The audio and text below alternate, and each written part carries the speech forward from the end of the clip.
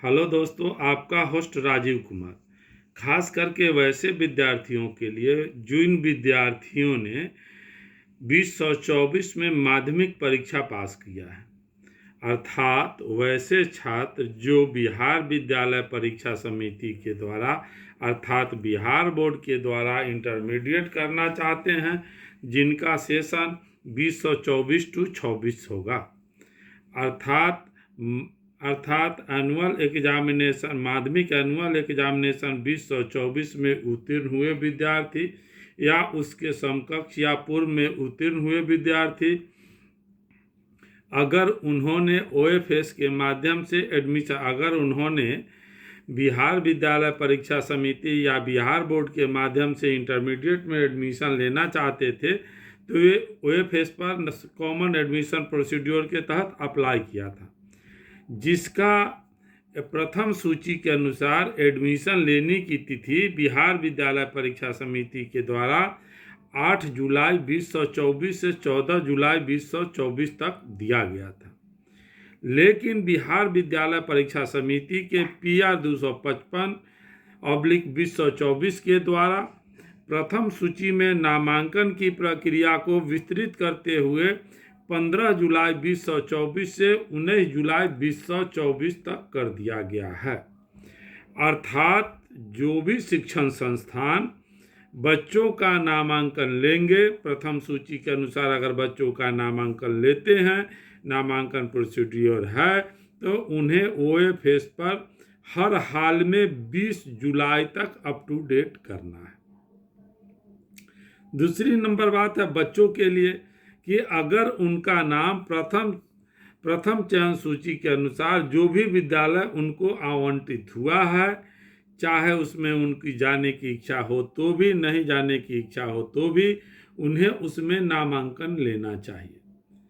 अगर वे नामांकन लेने की प्रक्रिया से अपने आप को वंचित रखते हैं, तो बिहार विद्यालय परीक्षा समिति के द्वारा उनके नामांकन के आवेदन को रद्द कर दिया जाएगा।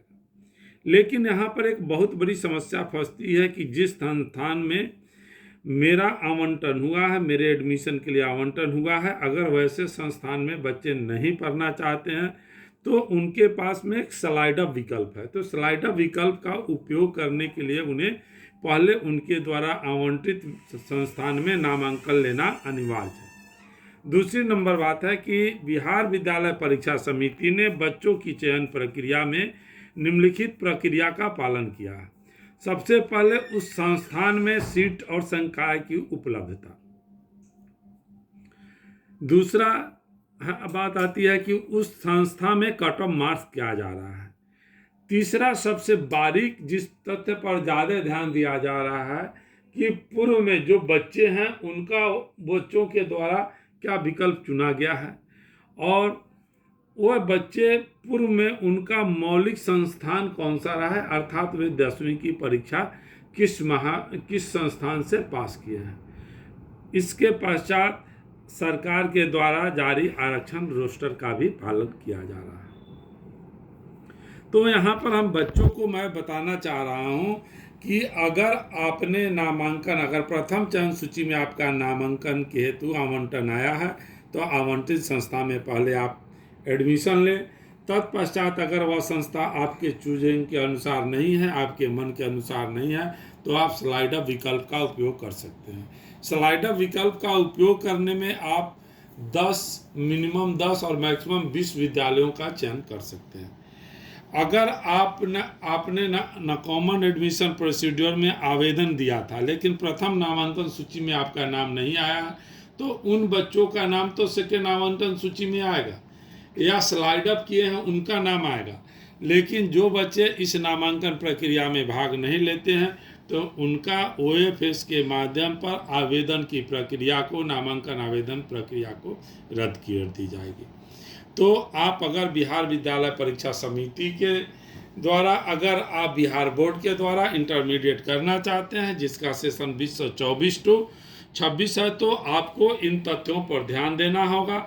ये सारी जानकारी दिनांक 15 जुलाई 2024 के हिंदुस्तान पेपर के पेज नंबर 7 पे आई हुई है। अगर आपको विस्तृत जानकारी चाहिए तो आप 15 जुलाई 2024 हिंदुस्तान पेपर के पेज नंबर 7 पर दिए गए विशेष डिटेल को आप देख सकते हैं।